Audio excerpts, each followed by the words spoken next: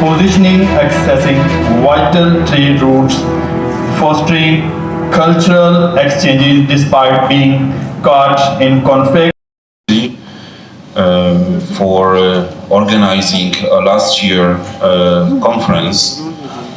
I was not able to be here that time because I had a high-ranking visit from Warsaw.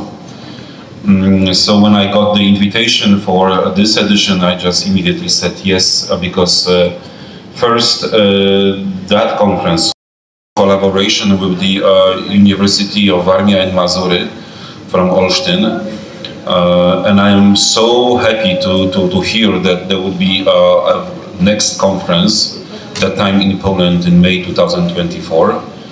I think that this type of cooperation is the most valuable, because it's not